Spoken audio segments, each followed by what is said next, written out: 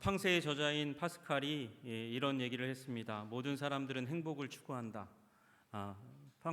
이 파스칼의 말을 빌리지 않아도 우리 모든 사람은 행복을, 기쁨을, 즐거움을 추구하는 존재입니다. 그는 그래서 이렇게 얘기합니다. 거기엔 예외가 없다. 사람들이 사용하는 수단은 아주 다양하지만 결국은 모두 이 목적을 향하고 있다. 이 목적이 무엇입니까? 행복입니다. 즐거움입니다. 기쁨입니다. 이 목적을 향해서가 아니면 조금도 움직이지 않는다. 이것은 모든 사람의 모든 행위의 동기이다. 그렇게 이야기합니다. 그리고 심지어 나쁜 인생의 결정을 내릴 때에도 기쁨을 위해서, 행복을 위해서 결정한다는 것입니다. 여러분, 그런데 그런 사람 가운데 감옥을 원하는 사람이 어디 있겠습니까? 자기가 원해서 감옥을 가지 않았습니다. 그러나 사도 바울은 그 가운데서 자기가 원하지 않은 결과가 일어났음에도 불구하고 여전히 기쁨을 선택하는 모습을 오늘 보여주고 있다는 사실을 우리는 기억해야 합니다. 지금 이 시점은 로마 감옥에 있을 때거든요. 로마 감옥에 있을 때 빌립보 교회 제2차 선교 여행 가운데서 교회를 설립했던 그 빌립보 교회에 편지를 하고 있습니다. 바울은요 오랫동안 감옥 생활을 했습니다. 가이사랴 빌립보에서 그래서 2년 동안, 이태 동안 감옥에 있었고 그 가운데서 암살단이 바울을 죽이려 한다는 소식을 듣고 황제에게, 가이사에게 이제 소송을 맡김으로 인해서 로마로 압송되고 거기서 가택연금을 당하는 일이 일어나게 되었습니다. 그것이 기원 후 61년에서 63년까지의 기간이었습니다. 그 가운데서 이제 재판을 기다리는, 그리고 그 재판의 결과가 어떻게 될지 모르는 그 가운데서 바울은 무엇을 노래하고 있나? 기쁨을 노래하고 있다는 사실을 빌립보서를 통해서 보게 됩니다. 그래서 빌립보서는 우리가 잘 아는 대로 기쁨의 서신입니다. 사도 바울은 기뻐하고 있다고 이야기하고 있어요. 내가 주 안에서 크게 기뻐하고 있다고 이야기하고 있습니다. 또 이 빌립보 교회를 생각할 때 나는 기뻐서 어쩔 줄 모르겠다 그렇게 얘기합니다. 너희 무리를 위하여 기쁨으로 항상 간구함은, 빌립보 교회를 생각할 때 기쁨으로 기도하지 않을 수 없는 상황 가운데 있다고 이야기하는 것이죠. 여러분, 그 가운데서 경쟁이 일어나고 있어요. 사도 바울이 복음 전할 때에 이 바울의 명성이 확 일어나는 것으로 인해서 마음이 싫었던 사람들, 시기 질투했던 사람이 바울이 갇히니까 그 가운데 시기심이 일어나서 전도합니다. 그 가운데서 바울은 무엇이라고 얘기합니까? 그 경쟁적으로 전도하는, 마치 바울을 적으로 여기는 사람들 가운데서도 바울은 전파되는 것은 그리스도니 이로써 나는 기뻐하고 또한 기뻐하리라 그렇게 이야기하고 있습니다. 또 이 빌립보 교회를 향해서 그러므로 나의 사랑하고 사모하는 형제들, 나의 기쁨이요 면류관인 사랑하는 자들아, 너희는 나의 기쁨이라고 그렇게 칭하고 있어요. 그리고 빌립보 교회를 향해서 서로 돌보고 그로 말미암아 나의 기쁨을 충만하게 하라고 다시 한번 부탁합니다. 또한 각각 다른 사람들의 일을 돌보아 나의 기쁨을 충만하게 하라. 그리고 기뻐하라고 계속해서, 감옥에 있으니까 오히려 밖에 있는 사람들이 바울을 향해서 기뻐하라고 얘기해도 시원치 않을 판에 사도 바울은 계속해서 감옥에 있는 사람이 감옥 밖에 있는 사람들에게 기쁨을 종용하고 명령하고 있습니다. 빌립보서 2장 18절에 말씀하십니다. 이와 같이 너희도 기뻐하고 나와 함께 기뻐하라. 3장 1절에도 말씀하십니다. 끝으로 나의 형제들아 주 안에서 기뻐하라. 오늘 본문 4장 4절에도 말씀하십니다. 주 안에서 항상 기뻐하라. 내가 다시 말하노니 기뻐하라. 여러분, 기뻐하시기를 주님의 이름으로 축복합니다. 여러분, 이 기쁨이 떠나지 않기를 주님의 이름으로 축복합니다. 여러분, 바울이 특별하게 시원하게 툭툭 어렵고 힘든 일들을 털어내고 잘 잊어버리는 그런 성격이기 때문에 이런 일이 일어난 것이 아닙니다. 바울은 오히려 굉장히 다른 사람들보다 민감하고 세심한 사람이었습니다. 그럼에도 불구하고 견디기 힘든 상황, 고난의 상황, 죽일지도 모르는 그 상황 가운데서도 하나님이 주신 특별한 은혜 가운데 서서 믿음으로 기쁨을 선택한 사람이었습니다. 그리고 사도 바울은 그런 어려움 가운데 기쁨을 선택했기 때문에 우리 믿는 자들에게도 기쁨을 선택하라고 그렇게 권면하고 있는 것입니다. 여러분, 저는 이 기쁨이라는 주제에 사실 저와 어울리지 않는 주제거든요. 기쁨보다는 어떻게 보면 그 점잖음이 더 강한 사람일지 모르겠어요. 그러나 성경은 말씀하세요. 기뻐하라고. 하나님께서 우리 마음에 기쁨을 뿌리고 계시다고. 여러분, 그래서 기뻐하도록 우리를 부르시는 그 주님 앞에 기쁨의 영성을 가지시기를 주님의 이름으로 축복합니다. 아마 저는 한 2주, 오늘부터 시작해서 한 2주 동안 더해서 기쁨에 대해서 설명하려고 그래요. 여러분, 기쁨은 우리의 기본적인 영성, 우리 기독교인의 기본적인 영성이 되어야 합니다. 이것은 사도 바울이 얘기한 것일 뿐만 아니라 여러분, 하나님께서 모세로부터 계속해서 우리에게 주시는 우리 명령이고 하나님의 사람들의 성품이 되어야 하는 것이죠. 여러분, 주님께서 모세, 광야에 있는 백성들에게 모세를 통해서 말씀을 주십니다. 너희가 이제 요단강 건너서 기업으로 주시는 땅에 거주하게 될 거야. 그러면 그 땅에 들어가서 네가 어떻게 살아가야 할지 주님께서 말씀하세요. 물론 순종하라고 말씀하시죠. 그 가운데서 신명기 12장 18절에 이렇게 말씀하십니다. 오직 내 하나님 여호와께서 택하실 곳에서 내 하나님 여호와 앞에서 너는 내 자녀와 노비와 성중에 거주하는 레위인과 함께 그것을 먹고 하나님이 공급해 주시는 양식을 먹고 또 내 손으로 수고한 모든 일로 말미암아 내 하나님 여호와 앞에서 즐거워하라, 그렇게 말씀하세요. 여러분, 즐거워하셔야 됩니다. 나만 혼자 즐거워하는 게 아니라 공동체적으로 내 곁에 있는 모든 사람과 더불어 하나님이 주신 것으로 누리며 즐거워하라고 말씀하시고 계세요. 여러분, 주님께서 이스라엘 백성에게 영적인 기둥을 세우실 때, 절기를 주실 때도 마찬가지 그렇게 말씀하셨습니다. 여러분, 오순절 때에 주님께서 말씀하십니다.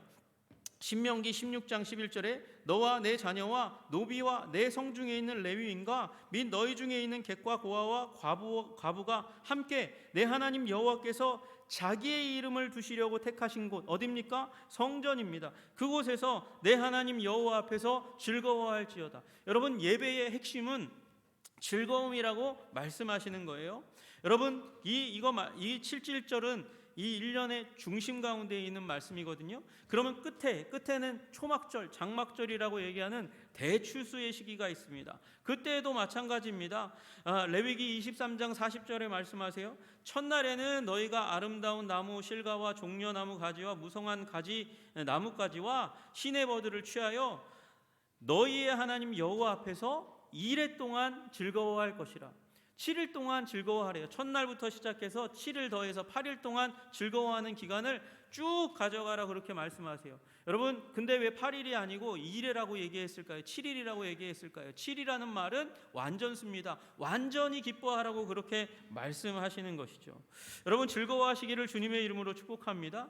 주님께서는 이스라엘 백성이 가나안에 들어가서 그리고 한 해의 중심 절기 때마다 그 즐거움을 공동체적으로 많은 사람들과 함께 누리라고 말씀하셨어요. 여러분, 심지어 신명기 28장에 굉장히 중요한 말씀을 하십니다. 신명기 28장 47절 48절. 여러분, 성경을 가지고 계시면 거기에다 꼭 하이라이팅을 하십시오. 기뻐해야 합니다. 기뻐하지 않으면 무슨 일이 일어나는가 주님께서 우리에게 말씀하세요. 내가 모든 것이 풍족하여도 기쁨과 즐거운 마음으로 내 하나님 여호와를 섬겨야 되죠. 그런데 섬기지 아니하면 무슨 일이 일어날까?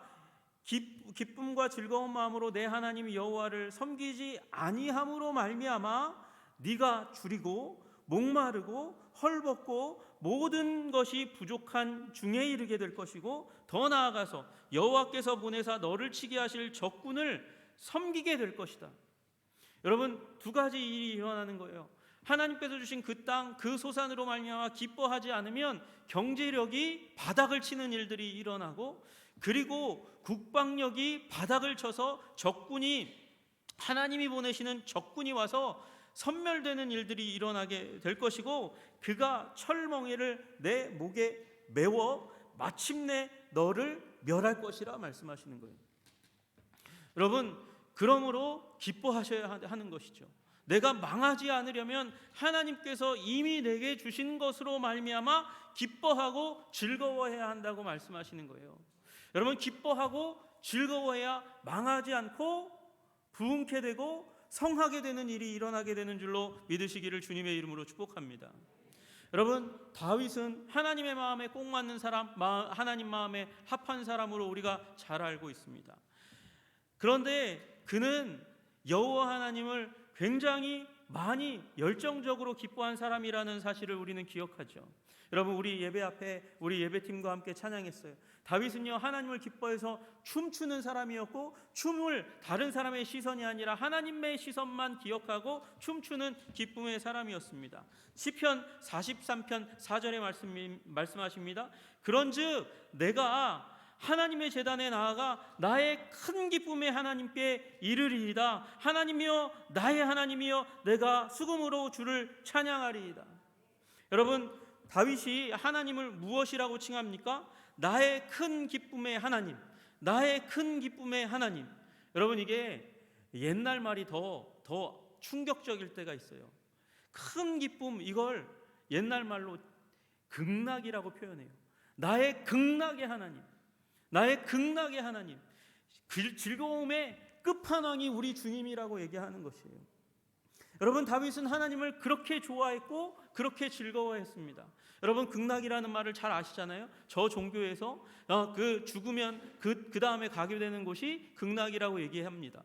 여러분, 그러나 다윗은 이 땅 가운데서 극락을 경험했어요. 어디에서? 하나님 안에서. 여러분, 하나님 안에서 극락을 경험하시는 여러분들 되시기를 주님의 이름으로 축복합니다. 그래서 다윗은 이것을 경험했기 때문에 기쁨으로 예배하고 그 기쁨의 예배의 자리 가운데 사람들을 불러 모으는 일에 열정을 가지고 있었어요. 그래서 성전 건축을 꿈꾸는 것이죠. 여러분, 시편 100편 2절에 말씀하십니다. 기쁨으로 여호와를 섬기며 노래하면서 그의 앞에 나아갈지어다. 같이 나아가자. 그렇게 권면하는 것이죠. 시편 34편 7절에 말씀하십니다. 또 여호와를 기뻐하라. 그가 내 마음의 소원을 이루어 주시리라. 여러분, 그러므로 주님을 기뻐하시기를 주님의 이름으로 축복합니다. 여러분, 하나님의 사람의 특징이 기쁨이에요. 하나님을 기뻐하는 거예요. 기뻐하고 즐거워하는 것입니다.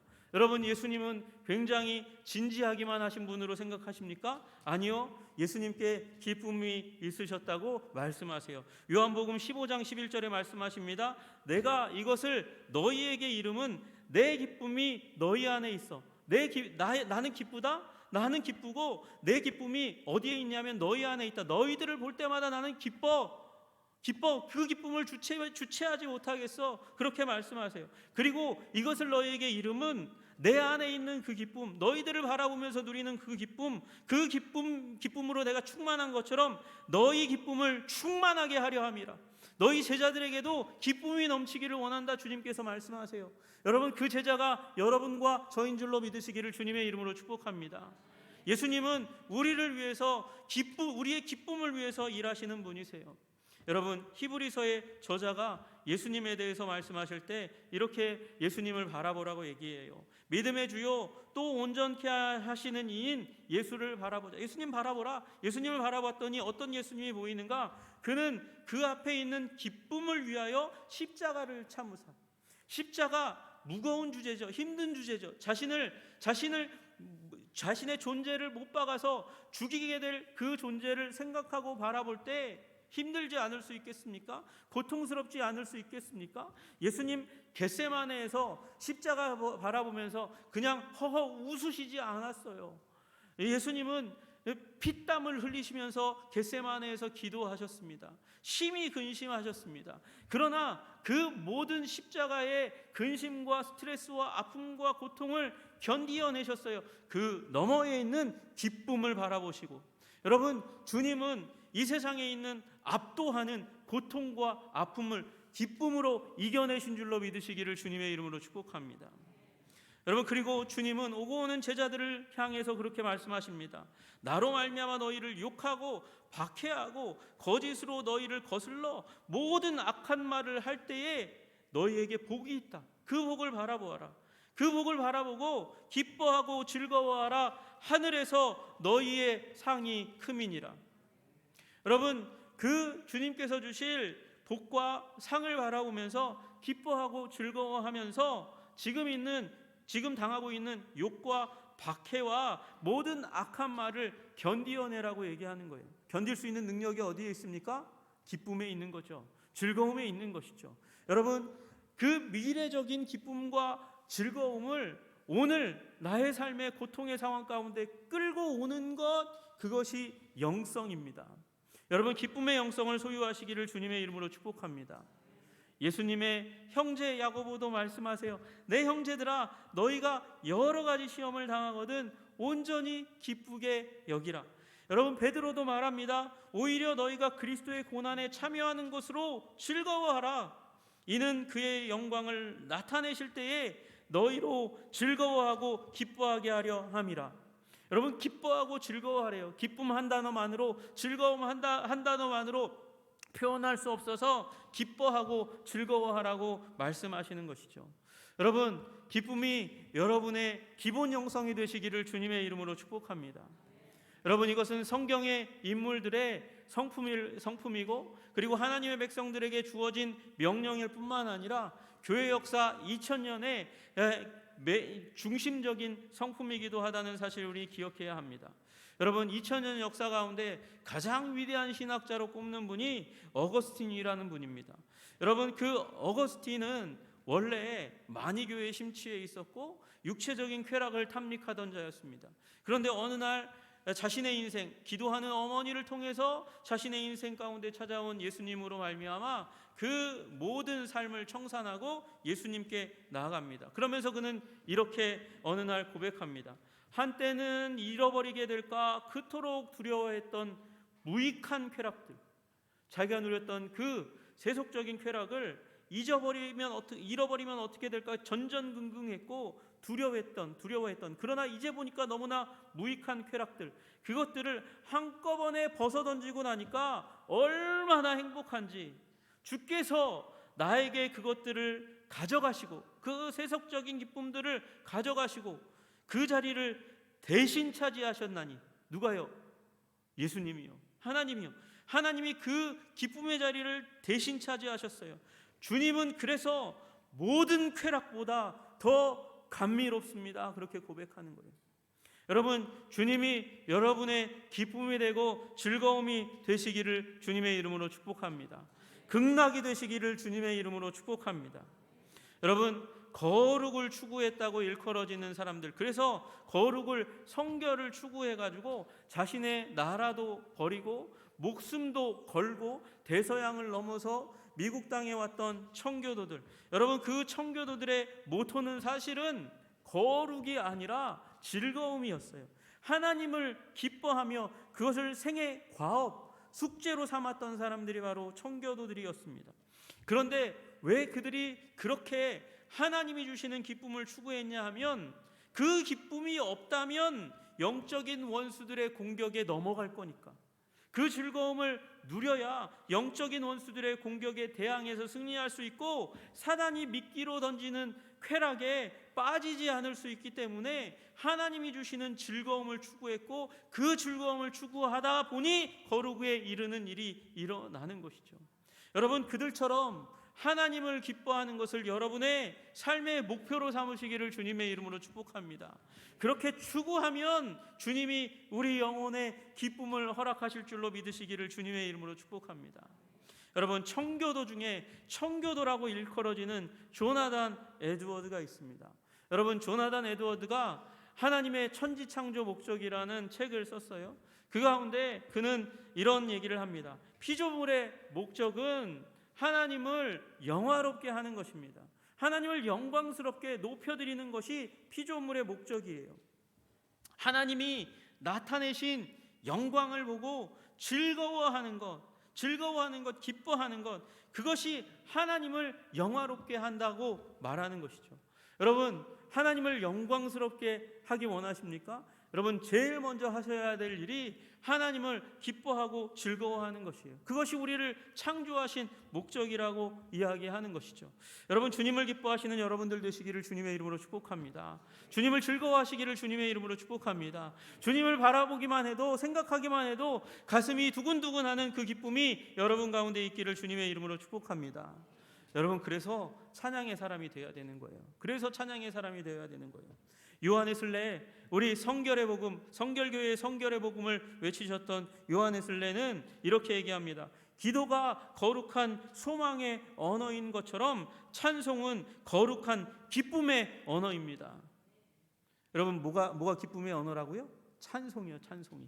여러분, 찬송할 때, 우울할 때 찬송하세요. 우울할 때 찬송하면 기쁨이 그 찬송을 통해서 내 영혼 가운데 스며들어오니까 찬송의 사람 되시기를 주님의 이름으로 축복합니다. 여러분, 어떤 분들은 이렇게 얘기합니다. 순종을 먼저 추구해야지 무슨 기쁨을 추구하냐고. 순종을 추구해, 순종하라고 얘기하시니까 순종을 추구해야지 무슨 기쁨을 먼저 추구하냐고. 순종하면 기쁨이 온다고 그렇게 얘기하는 분들이 계세요. 여러분, 그게 어마어마한 착각이라는 사실을 우리 기억해야 됩니다. 그건 옳지 못한 일입니다. 왜요? 오늘 빌립보서 4장 4절 말씀 자체가 뭐예요? 명령이에요. 순종하라고 주신 명령이에요. 여러분, 그러니까 당신은 우리 사과가 과일 가운데 있어요, 없어요? 사과가 과일 가운데 있어요, 없어요? 있어요. 여러분, 기쁨이 명령들 가운데 있어요, 없어요? 있어요. 과일을 먹어라, 사과는 먹지 말고. 그게 말이 돼요? 사과도 과일이에요. 사과 먹는 게 과일을 먹는 거예요. 여러분, 우리 주님의 명령을 따르라 말씀하시면서 어떻게 기뻐하라 말씀하시는 그 명령을 따르지 않을 수가 있어요? 그건 불가능한 것이죠. 여러분, 주님께서 우리에게 기뻐하라고 말씀하세요. 기뻐하라고 말씀하시는 그 명령 앞에 서시는 여러분들 되시기를 주님의 이름으로 축복합니다. 여러분, 그래서 마치 기쁨을 순종의 부산물, 결과물로 여겨서는 안 돼요. 그건 기뻐하라고 말씀하시는 것은 순종하라고 말씀하시는 명령들 가운데 있는 것이고, 그리고 심지어 핵심적인 일입니다. 굉장히 핵심적인 일입니다. 여러분, 제가 저희 아이들에게 만약 이런 명령을 내렸다고 생각해 보세요. 아빠가 점심 식사할 때 너희도 나와야 된다. 아빠가 나갈 때 너희들 인사하러 나와야 돼. 아빠가 들어올 때 인사하러 들어와야 돼. 여러분, 그렇게 명령을 내렸어요. 여러분, 그런데 그렇게 명령을 내린 그 가운데 나올 때 아주 인상을 오만상 찡그리면서 나와가지고 그 앞에서 고개 푹 숙이고 화난 얼굴로 밥을 같이 먹는다. 여러분, 제가 나갈 때 되게 귀찮아가지고 가는 아버지를 인사하는 동안 가자 계세요? 이러고 들어오는데 너무 기분 나빠가지고 씩씩대면서 나와가지고 오셨어요? 이렇게 얘기하면 여러분, 그게 아버지의 기쁨이 되겠습니까? 여러분, 그래서 이와 같이 기쁨은 모든 명령에 함께 존재하는 그런 명령이라는 사실을 우리는 기억해야 하는 것이죠. 여러분, 음식을 아내가 또는 식당에서 셰프가 주방장이 맛있게 해서 가져왔습니다. 맛있게 해서 가져왔는데 내 입맛하고 안 맞아요. 그러면 어떻게 해야 되죠? 소금을 쳐야 돼요. 간을 맞춰야 돼요. 심심하면, 그리고 너무 짜면 그럼 그 음식을 먹을 수가 없잖아요. 여러분, 마찬가지예요. 우리의 순종이 있어요. 하나님께 드리는 순종이 있어요. 그 순종이 순종되게 하는 진정한 핵심적인 순종이 무엇입니까? 기뻐하는 것이에요.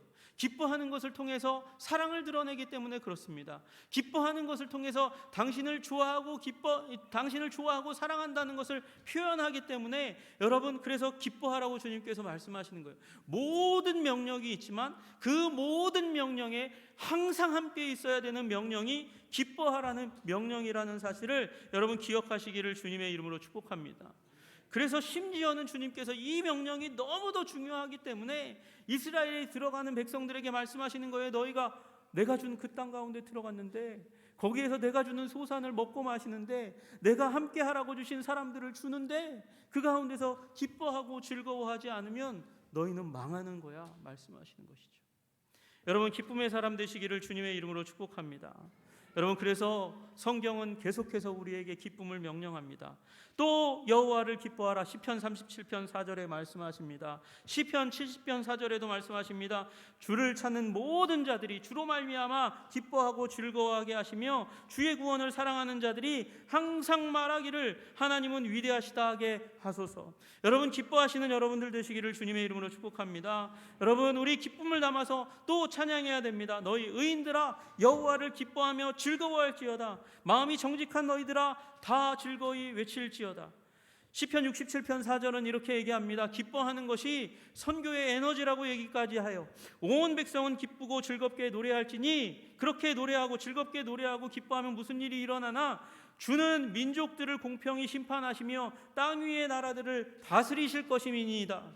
여러분, 모든 나라 모든 민족이 주님의 통치 가운데 들어오게 하는 핵심적인 일이 주의 백성들의 기쁨과 즐거움이라고 이야기하는 것이에요. 여러분, 뉴욕 한가운데서 이제 여행객이 예배 드리려고 경찰에게 물었습니다.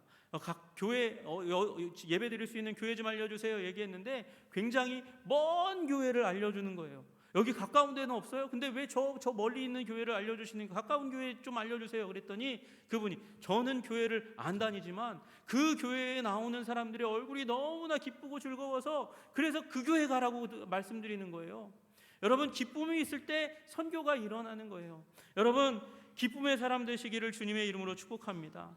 여러분, 우리가 기쁨을 누릴 수 있는 불변의 요인이 있습니다. 여러분과 제가 구원받았기 때문입니다. 예수님이 죽으심으로 말미암아 여러분과 제가 구원받아 하나님의 자녀된 것으로 기뻐하시기를 주님의 이름으로 축복합니다. 제자들이 전도하러 나갔어요. 전도하러 나갔더니 귀신이 뚝뚝 떨어지고 그 권세가 땅에 처박히는 일이 일어났어요. 그런데 예수님께서 말씀하세요. 귀신들이 너희에게 항복하는 것으로 기뻐하지 말고 너희 이름이 하늘에 기록된 것으로 기뻐하라. 여러분, 이미 여러분의 이름이 생명책에 있는 줄로 믿습니다. 그러니 기뻐하시기를, 그 기쁨을 계속해서 어떤 상황 가운데서도 유지하시기를 주님의 이름으로 축복합니다. 여러분, 기뻐하면, 즐거워하면 우리는 이미 하나님께로 가까이 가고 있는 거예요. 하나님께 가까이 가고 있는 거예요. 시편 16편 11절에 이렇게 말씀하십니다. 주께서 생명의 길을 내게 보이시리니 주의 앞에는 충만한 기쁨이 있고 주의 오른편에는 영원한 즐거움이 있나이다. 충만한 기쁨과 영원한 즐거움이 있는 곳이 주의 앞이고 주의 우편이라고 말씀하시고 계세요. 여러분, 그래서 우리가 주 안에서 기뻐하라, 주님으로 말미암아 기뻐하면, 즐거워하면 이미 우리는 하나님의 보좌 앞으로 나아가고 있는 것입니다. 하나님의 임재와 하나님의 나라 가운데 속해 있는 것이에요. 여러분, 그래서 기쁨을 선택하시기로 결정하시는 여러분들 되시기를 주님의 이름으로 축복합니다. 우울함이 밀려올 때 찬양을 부르시며 기쁨을 뿌려주시는 주님을 주목하시는 여러분 되시기를 주님의 이름으로 축복합니다. 우리 기쁨의 백성 되기로 결단하는 우리 한성의 백성들 위해 주님께서 영원토록 임하실 줄로 믿습니다. 아멘. 기도하겠습니다. 하나님 아버지, 감사하고 감사합니다. 우리를 위하여, 우리의 영원한 기쁨과 즐거움을 위하여 우리 역사를 주관하시고 다스리시고 통치하실 뿐만 아니라 우리 예수님을 우리의 영원한 생명의 길을 여시는 아버지, 놀라우신 은혜의 사람으로 허락해 주신 것을 감사합니다. 구주요 주님인 예수님 붙잡고 날마다 기쁨의 삶 살아가며 주님 보좌까지 이르는 우리 모든 한성의 백성들 다 되게 하여 주시옵소서. 예수님 이름 받들어 기도드리옵나이다. 아멘.